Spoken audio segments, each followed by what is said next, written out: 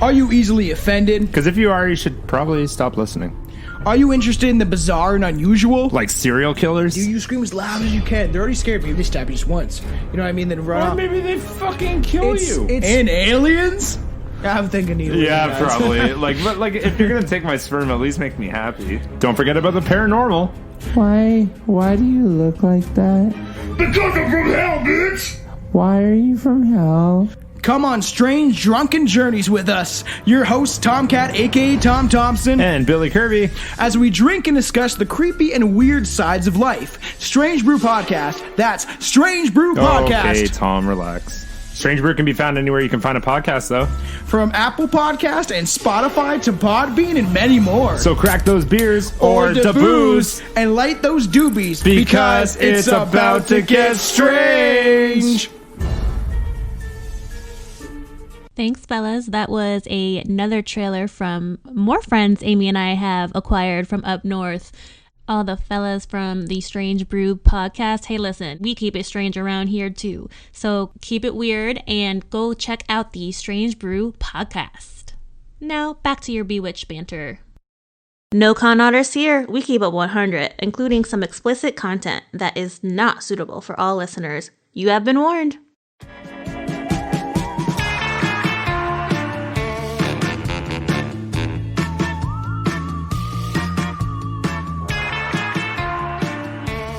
Welcome! You're listening to Bewitched Banter. I'm Krista, and I believe that people are inherently shitty. And I'm Amy, and I tend to believe that people are naturally good. But ironically, I'm a super believer in the supernatural and all things spiritual. And I'm a total skeptic. We're best friends, and in this podcast, we're seeking to explore and understand each other's perspectives with deep dives into the spooky, the spiritual, the magical, and the mystical. And some straight up spoofs. Today, we are covering con artists, but more specifically, female lady cons.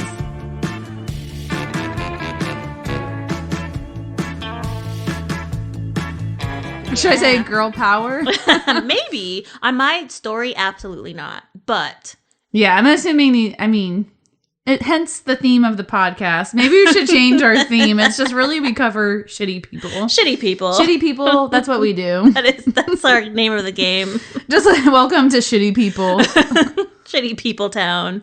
Well, I'm actually really excited because as you and Corey were talking last week about this new trend, simultaneously me and my girlfriends from home were having the exact same conversation you guys were about how this obsession with true crime has morphed into cons.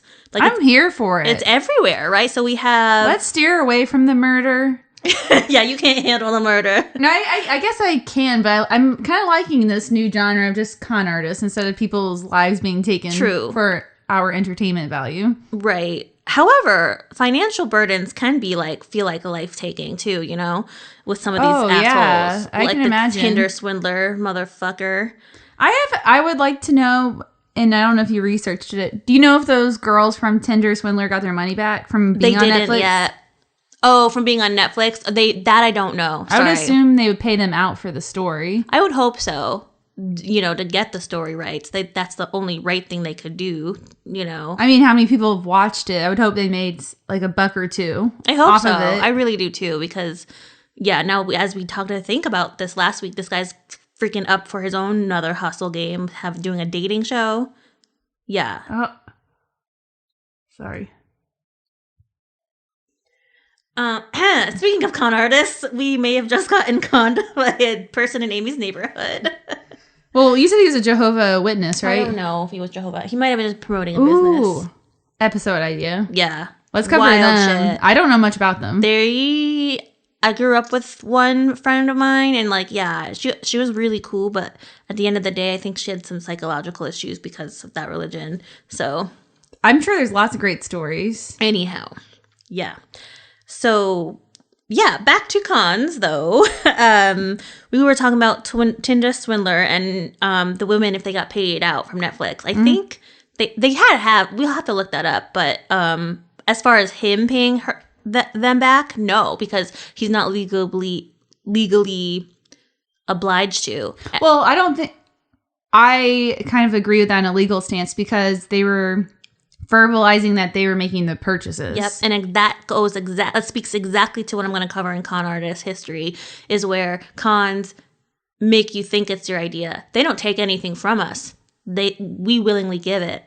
That's whatever true. It is. And that's the scariest goddamn part about cons in my research here. And if you know, I'm going to get to this in more detail, but like, you know, you think about people being manipulated, like those women, you know, they willingly, just went to the ATMs, they helping out a friend or a guy they thought they loved, you know? So, unfortunately, legally, they can't do anything. Oh, I found the information. Okay. Oh, nice. What'd you got? Well, I'm not reading the whole article, but the little quick Google search said, how much did Netflix pay for Tinder Swindler victims? 150,000 shekels, which I have no idea what that is. What is that? But $47,000. They were in like Eastern. Oh, wait, no, that's not right. Tinder Swindler's victims rake in over 100,000 pounds of donations on GoFundMe. Oh, at least they're getting something from the public. Yeah, with a goal of raising 600,000 pounds. Okay, I got a minute to go. Yeah, but they got 100,000 pounds already, so... Yeah, something. Anyway, we'll have to look into that later. Yeah, but there's two schools of thought of, like, yours where you're, like, it's kind of not victim blaming, like you said last week, but, like, they willingly gave it, as we said, or there's the other school of thought where you just feel so terrible for them that they got manipulated. So those are probably the folks donating, you know? I mean, it is sad regardless. Oh, it's awful. And to think, like, you're falling in love with... I mean, even it's the emotional, like, thinking that you fell in love with someone or you finally found the guy of your dreams. Yeah. And it's a big disappointment. Yeah. Oh, my God. That's even more cruel to me as a single lady of the bunch of, like, playing with someone's heart. Obviously, money sucks, too, but, like... I know, but I think I could get over heartbreak before I could get over 250,000 pounds of debt. True. I would take the heartbreak, even though heartbreak is awful. Yeah. Sure sucking is. Tell ya from... present living experience. Okay, so anyway, back to the media though, covering these things. We got Elizabeth Holmes. That shit was insane. Mm-hmm. We got Anna Sorokin, Daddy, why me money? And we got Chameleon podcast, which I fucking binged and loved. What is it? Incredible journalism. It's called Chameleon. Oh, I've never heard of it. And there's two seasons now. The first season dealt with the Hollywood con queen, and it was actually a male impersonating female Hollywood executives, getting actors to go to Bali on a fake premise that their movie would be produced. Wow. And I'll have to listen to this. Yeah, it was so well done. And it actually was bubbling up right in the start of COVID. So there's some like COVID references there from the journalist. But anyway, that's by Campside Media. Incredible work. And they actually caught the guy through their investigation. Very cool. And their investigative work, yeah. And then like we said, Tinder Swindler. More specifically, as we said today, we covered lady cons. So we're going to be doing the likes of, we're not covering them because it's been covered too much, but ladies, con artists similar to Holmes and Delvey, or Sorokin is her real name. And that said, what exactly is a con artist? Why are we so obsessed with them? Like, why is this such a trend? Mm-hmm. And how can we avoid being fooled by them? Because Lord knows I could have used that a while back in some things. All right, so I'm going to share all that with you now. So in my research, I actually learned where the term came from. Do you have any thoughts, or do you even know where it came from? A con artist? Mm-hmm. I'm going to say maybe from, is it from England? Mm-hmm. Also, you know the answer, huh? Well, I'm just guessing because you said something about I was using a British accent and you kind of gave it away. And then I'm assuming maybe they were actual artists back in the day that would con maybe the royal family. I have no idea. Oh, that's a really good guess, actually. But no, very astute guess. But no, it actually came from Britain in the 1800s-ish, and there's a lore about a man who would just go up to people and say, do you have the confidence in me to return your pocket watches tomorrow or next week? And like as a test of like, do you have good faith in people? Yep. Okay. So do you have the confidence in me to be a good person. Oh. And so he started this guy started this scam for a while and stole dozens, if not hundreds, of pocket watches from unknowing Britons or British. But again, like you said, they just willingly gave it away. Yep. And that is the whole heart of this history that I'm going to get into. I never knew it stood for confidence, but it makes a hell of a lot more sense. Oh. Well, obviously, if you want to be a successful con artist, it all comes down to confidence. Yep, exactly. And then again, on the flip, do you have the confidence as me in a human being? Do you have confidence in basic humanity to trust me? Are you a good person to believe that I'm a good person too? And that's how they con you. Oh, can I tell you? Sorry. Yeah, please go. Yeah, I thought this reminds me. This girl I knew in college as an art experiment, which I have no idea why she did this. She gave every person in her class a copy of her key to her house as like an art experiment to see if she could trust them to have her key. Thankfully, nothing bad happened to her, but I was thinking she was opening the Pandora box. My mouth is like, and my eyes are so bugged out right now. Isn't that weird, though? Nobody got in. No one did anything, but it was my friend's girlfriend at the time. And I remember him telling me that, and I was like, hell no. Because that could go so poorly. So bad. They might know people that want to steal. They might want to steal themselves. They might want to rape you. Fuck no. Absolutely not. I listen to, obviously, a lot of true crime. So these are all the scenarios going through my head. I mean, it was like her class, so I'm sure it's full of good people, but still. It's just not something I want to play around with. It doesn't seem that, what kind of experiment are you trying to do there? Right. I respect the bravery, rather. But anyway, that reminded me of that, like, having confidence in people. As you know, I don't, because I do believe people are assholes, as we know, and this is the whole half of the premise of the show anyway. And, by the way, do you still think people are good, generally? For the most part, yeah. Wow, I haven't tainted you yet, my friend. I mean, I think there are several bad people out there, but I like to think there's more good people out there than bad people. But yet you wouldn't do the key thing. Yeah, because I'm not going to toy with fate, and I'm not going to go blindly trust people. Like, I'm smart enough to not blindly trust people, but I feel like most people have good intentions. And ironically, I'm the one that's been conned because, of the psychic story. But okay, so we have this pocket watch guy going through Europe or Britain at the time, stealing people's shit, and obviously had never returned them and had no intention of ever doing so. But that's where the term came from. And it's just wild that, I really like the take you took on it. Like, you have to have confidence to pull this shit off. You have to. I mean, look at all the people we mentioned at the top.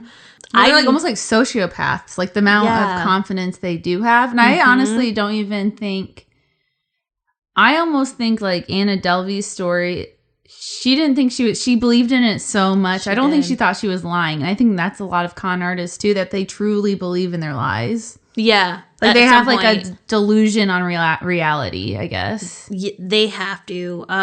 Or a lot of the research I came across was it reminded me of your magician's history, to be honest, because a lot of it is they know exactly what they're doing, which I think makes them psychopaths, yet they do it anyway.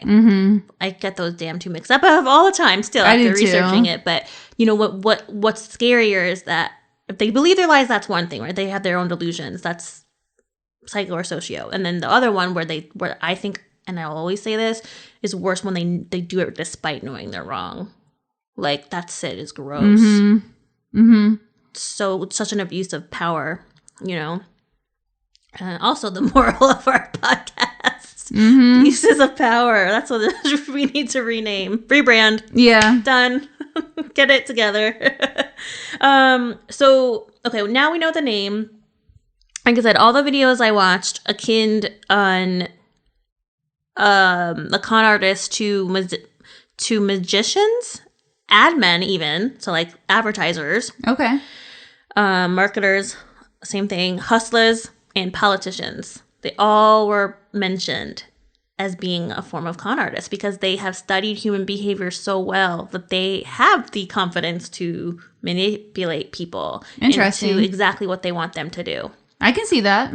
This was a really good TED Talk I watched on from TEDx Berlin, actually. It's called The Superpower of the Con Man, and it's by a magician named Alex Conran. Ironically, he has con in his last name. But I'm assuming if he's doing a TED Talk, he's not a con artist, though. he actually came from that world. So magician, you know, and he used to do like presentations on TV and acted. But because of his skill set in being a magician and sleight of hand and the distraction that you covered in that episode throwback, the very first thing on this list is misdirection. Right? Because that's what you covered in magicians. Like, oh, look over here. Yeah. Shh, nothing over here. Nothing to see here. Even though that's where they're doing their trick. Yeah. And their sleight of hand. So that's number one. So this guy, Alex Conran, said to look out for these 5 things. Okay. To know if you're being conned. So one is misdirection. He says, think pickpocketers. Okay. Right? So like there's signs that say watch out for pickpocketers. And that's a very actually helpful thing, believe it or not, for pickpocketers, because when the person sees the sign, then they're going like this, and by doing that, you then identified where all your money is and valuables are. Oh, so they're like touching their belongings. Yep. For people who can't see you at home. Yep. Oh yeah, I'm like touching my boobs. That's where you store your possessions. Oh, and that's it is.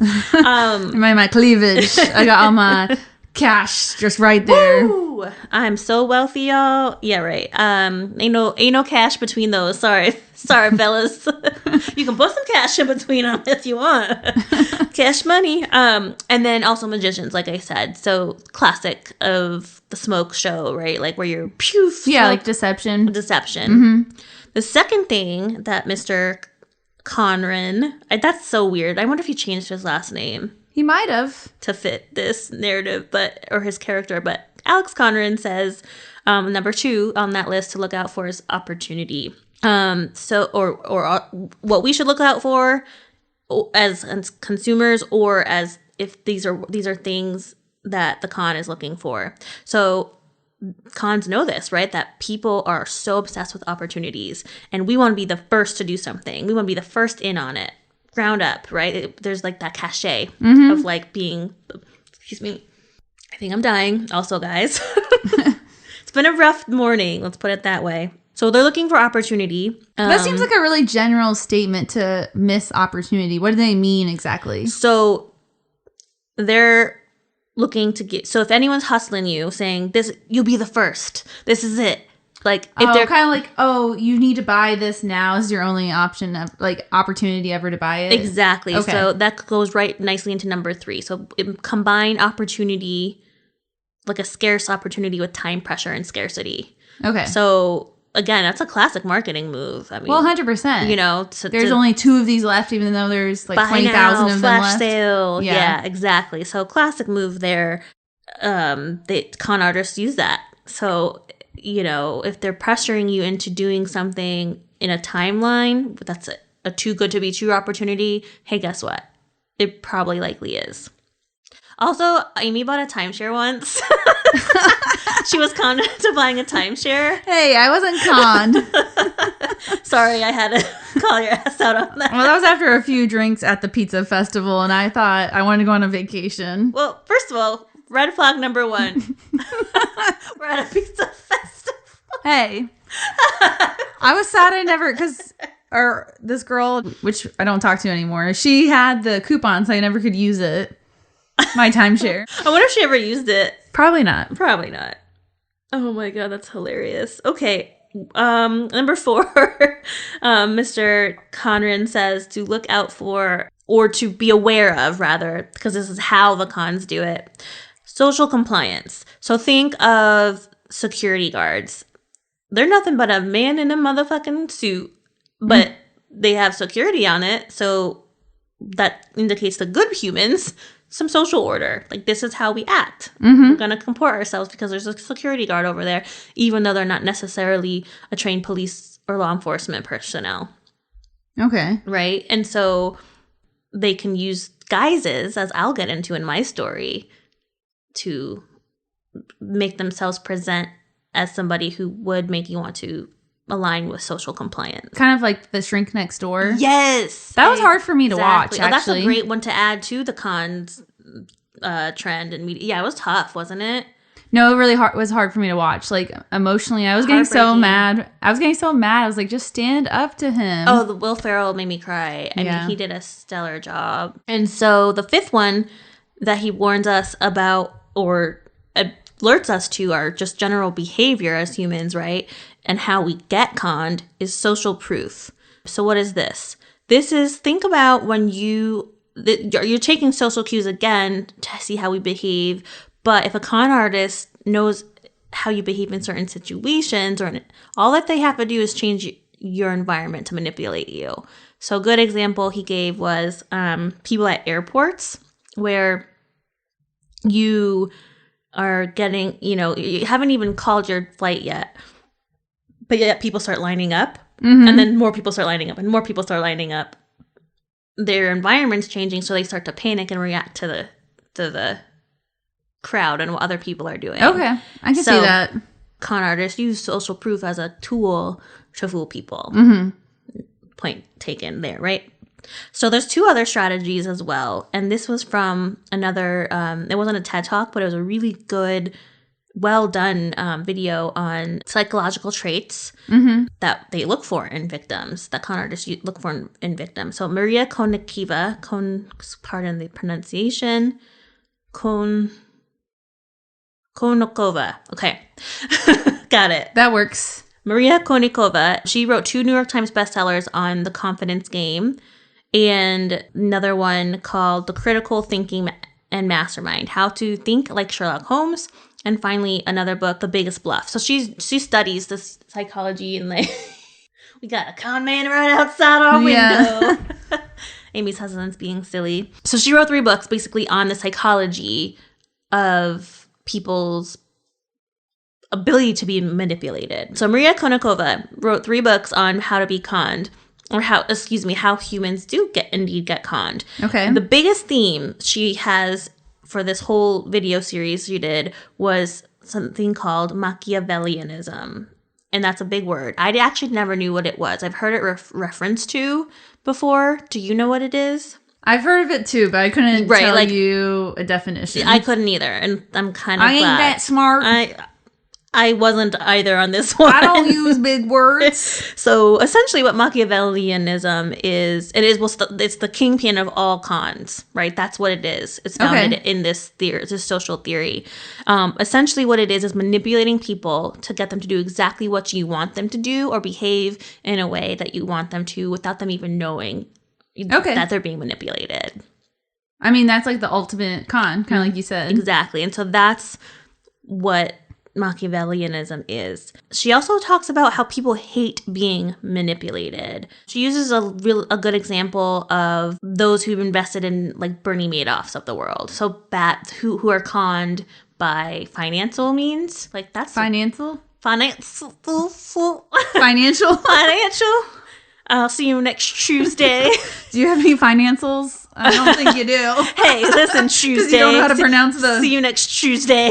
No, that's how I thought about Tuesday. P.S. The guy that you have to explain what you're saying. People. So okay, sorry guys. Friday night we went out for the first time since like 5 years ago. The before times. It's about like fucking 10 years actually. Yeah, did feel like it. But we went out with old friends. Ironically, almost to the 2 years to date. Right before COVID happened, the same exact group of friends. One of them was calling out, bringing to attention Amy's British accent. And on the show, how she says Tuesday. I'm going to say it American. Please say the word. Well, that accent's how I learned to say it. So my British parents say Tuesday, and I still say Tuesday. And we were talking about it because he's like a big Liverpoolian football fan. That's right. And he was talking about how people say Tuesday, and I was like, "Oh, that makes sense. I've said that my whole life." And it didn't really click. It didn't really register with me. That's why I say it that way. Right. But now I'm never going to unhear it when she says it. Well, now I'll say it the American way. Tuesday. No, gut be you. So the first guy that I referenced, he was British as well, and he said he had an example in one of his things that said Tuesday, and I was like, oh shit, it's real, it's a Full thing. circle. It really was. All right, back to Machiavellianism and all that dark shit. Konikova talks about how people hate feeling manipulated, and again uses people who use bad investments who were conned that way. So like Bertie Madoff of the world. And well, it's like it's almost like even when you find out you overpaid for some kind of service, or no one likes that feeling. So like you feel like you're being taken advantage of. Yep. And the second we realize we are being taken advantage of, we pull the fuck out. So it's the art behind the con to realize to not ever let the target get to that point. Yeah, that makes sense. So even when we do, to this woman's point, being taken advantage of sucks. We all know that. I shared that story. Very personal. Oh, are you protecting me? Ella doesn't like that I was conned either. Okay. Oh, why you gotta start shit, Ella? So being manipulated obviously really sucks badly. And as we know, I think a big problem with con artists is that people don't come forward because they're embarrassed, right? Well, it kind of reminds me of the criminal hypnotist episode when I talked about people who claim they're being hypnotized in Indonesia. Right. But really it was just because they were embarrassed that they got conned. Yep. But they wanted to find like some kind of, I guess, like excuse. Yeah. I think a lot of people are conned and don't come forward. Yeah, because we don't like to A, be manipulated, and B, let people know that we have. Well, it's like there's a shame you carry with it. Exactly. And that's what the Chameleon podcast talks a lot about. And it actually interviews victims. I mean, hundreds of thousands of dollars these people were out. Mm-hmm. And actually lives in danger too in some parts of Jakarta, which is the worst part of it all, right? Like, fuck the money at that point. It's your life, you know? Yeah, definitely. And then I shared my story in Soulmates episode where I was conned by a psychic. And I never told anyone until that podcast. Even Allie's like, I never knew that about the red car. And I was like, I didn't tell nobody. That shit's embarrassing. Yeah. It's really fucking embarrassing. So again, humans hate being conned. And the second we know that we are, we're going to be like, nope, bye. Or we don't tell people, which is therefore an in for con artists to keep getting away with it and keep doing what they do. Well, it's like a shame because you feel like you're the fool of the situation. Yep, exactly. Yep. There's also two tactics that Konikova mentions. It's called the foot in the door and the door in the face tactic that cons use. Any guesses on what these might be? So there's a foot in the door, and then what's the other one? Door in the face tactic. Door in the face tactic. And don't think literally. I'm thinking foot in the door that you get you're trusted in the circle, and then maybe in the face is like you make people think like you have a status that they need to reach, but they can't reach it, but then they're striving to be like you, and then you con them that way. Very, very good guesses and close. For foot in the door, almost exactly. So what you do is you do gain their confidence by starting with very small asks, like, oh, hey, can you pick up Ella today for me, or can she stay here tonight? And then let's just say I never came back because that was my ultimate con. Like, I just left her with you. Yeah. People do that. And that's foot in the door. You start small and then it goes little gradual because you've built their trust or your mark's trust. And then again, very much like the one you just mentioned, the shrink next door. Oh, yeah. When he was like, well, the shrink next door, for people who haven't watched it, the therapist takes advantage of his client. At first it's like, oh, he goes to visit him at his like beautiful house in the Hamptons for the weekend, and then he ends up like living, moving and taking over his house. But yeah, same thing. That is the perfect real life, because unfortunately that actually happened to this poor man. Also, phenomenal podcast, by the way. It came from a pod. Just stellar journalism being done actually on this whole topic. Maybe that's why we're so fascinated, because we're being presented with it lately. But like, we're interested obviously in our abilities to be manipulated, like, because we don't want to be manipulated. So like, hell no, we're gonna say like, oh, that could never be me. Guess what? I'm here to tell you it can, because it was me. It can be. So that was foot in the door. Door in the face is you ask something so outlandish at first, so like just wild, and then you expect your mark to say no, because you know it's like, hell no, they're not going to say it. It'd be like almost like if I came up to you and was like, I want you to take me out on a yacht all weekend. Mm-hmm. Okay, Anna. I mean, I want my daddy doesn't have a yacht. I really want a yacht outfit, an excuse to buy one. Yes, that was perfect.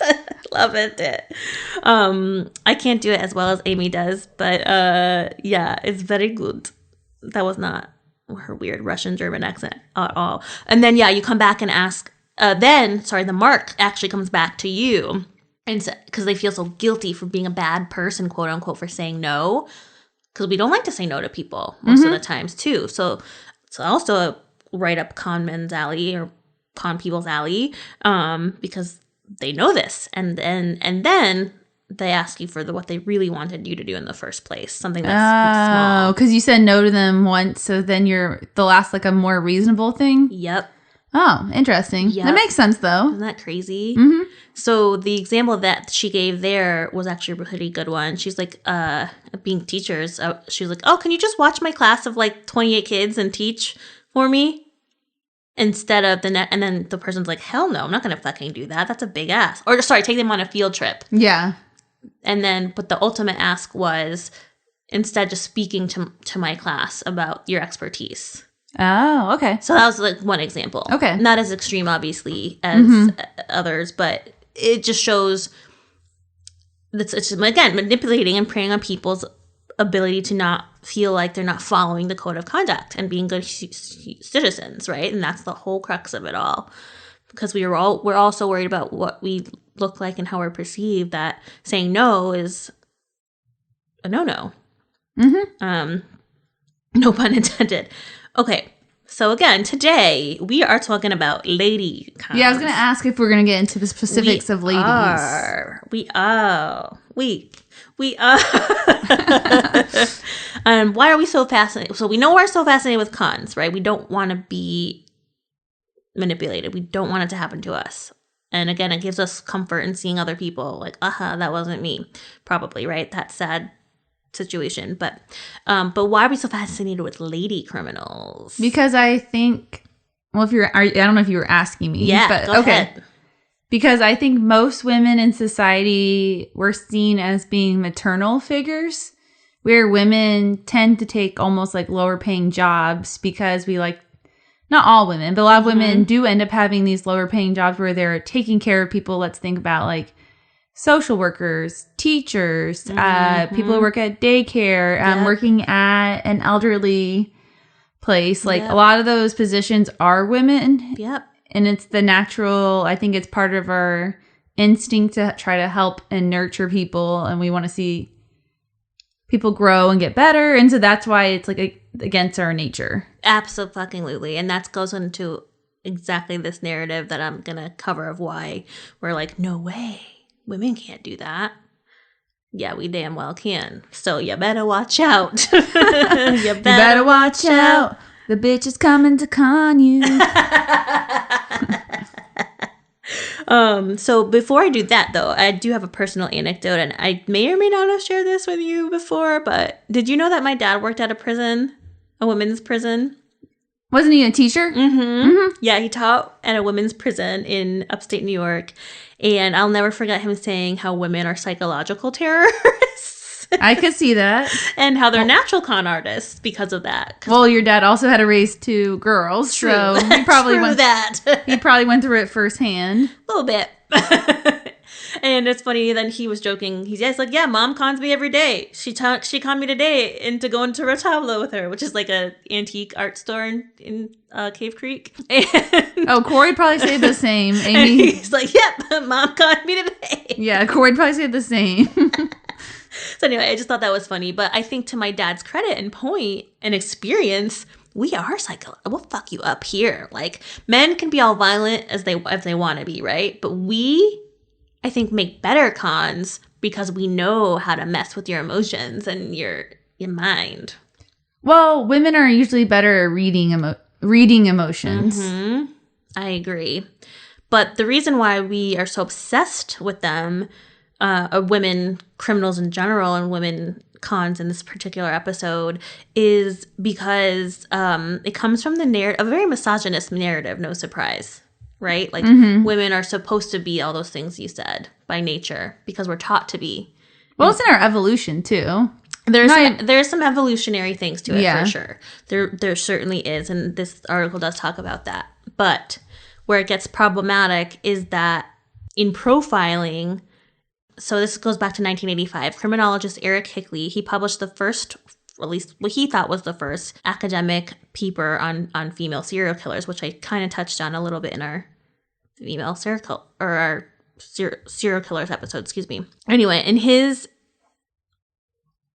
research, he kind of came to a really dangerous assumption that women are incapable of this quote-unquote depravity that is needed to create, and this is more specific to murder, but regardless, it still goes to being conned, right? To get someone into a place of being murdered, you have to get them to a place of manipulation, obviously, right? Anyways, he claims that women were not capable of committing such horrific crimes, and he even said that women's crimes were to your point, men were for sex and women were for money, and that hasn't always held true. But what happened is we got the myth of the devil woman, and that again, us trying to be held to this standard that we aren't necessarily capable of. So anyway, misogyny aside, it comes down to another psychologist said, according to this, we kill for money, or we are manipulators for money, where men's motives is sex. Well, that reminds me, I think this part is probably not actually real, but in the Anna Delvey show, like when they had the men on trial, they're like, she wasn't even that hot. And she wasn't even that kind. I don't remember that part. They definitely, one of the guys was like, she wasn't even very nice and she wasn't even very hot. Wow. But they're like, oh, you still slept with her? And he's like, yeah. Yeah, bro. But yeah, that's like, because I was thinking she was going to be like a drop gorgeous model. Not that she's not attractive, but I thought to have that kind of like level of conning people, you would have to be like a model. Yeah. Because I know beauty, like we've talked about, Yes. there's like privilege that comes with being pretty. Mm-hmm. You get treated a different way. And I was conned by beauty for a long time. We talked about this. But anyway, yeah, so it's like, for her, I thought she was, I mean, she's not unattractive, but she's not like a model. Yeah. Status You can get away with a fuckload if you're a good-looking person, and that has been proven by science time and again. And like I said, I was for many years, and yeah, here we are. So here we are. Okay, so it's easy. So then we got the myth of the she-devil, like I said, and why we judge female criminals more harshly. We are judged way more harshly. Exactly what you just said. Oh, she's ugly anyway. Yeah. Also, how could she? She's we're mothers, or motherly figures. So we couldn't ever be capable of creating or of committing these crimes or such depraved criminal behavior. The other issue is that, yes, men have been more serial killers than women in the last century. That is true. I have a screenshot I can share. But that doesn't mean that women can be overlooked for committing crimes as bad as murder all the way to conning someone. And again, look at Anna Delvey, look at Elizabeth Holmes. She's definitely a con artist. She got convicted on fraud, if I'm not mistaken. That was her actual final conviction. And it's hard. It's hard because I have been manipulated, and it's like, I understand that women can be put into so many positions where we feel like we need to gain our power through manipulating people, right? I get that shit real easy. But what I can't stand when people are manipulated who are so blindly innocent, because I was, again, once that person in multiple scenarios I've now mentioned. But I don't know, it just breaks my heart. But as I will end it, a psychologist said, women can kill too, and it's a deadly mistake to think that they can't. And I will add to that, it's a deadly mistake to think that we cannot con the shit out of you as well. Is this your forewarning for all of us? You kind of had a sinister look on your face when you said that, just a little bit. You know, I'm just gonna... Was your small con when you called my spare bedroom your bedroom, and then you just slowly move in? My in the door. Yeah, so Krista, because when I have because I have a spare bedroom and a bed, and Krista always spent the night there, and she called it her room. So I'm now catching on to this long term con that's going on. No longer, thankfully, but I do appreciate that stay. But yeah, that was it. That you figured me out, damn it. That was it. But that is what I have for the psychology of con artist and female lady cons. Very nice. Well, awesome. Well, on Thursday, we will each be doing a con story on females, and mine is British. Mine is not, but she old too. Yeah, mine lady is old too. But yeah, tune in on Thursday. I think that's going to be a fun one. Tuesday, yes. Tune in. Tune in on Tuesday. It should be a fun one. And if you enjoy, please leave us a review. Yes. Rate, review, subscribe. No con. Keep it real. Oh, Ella saying goodbye. Peace, Bewitches. Peace. Thanks for listening. Check us out on Instagram or bewitchbanter.com. Suggestions for the show? Email us at bewitchbanter@gmail.com. Credits, music Phantom Fun by Jonathan Boyle from premiumbeat.com. Podcast edited and produced by Krista Hinz and Amy Holt. As always, if you enjoyed, please rate, review, and subscribe.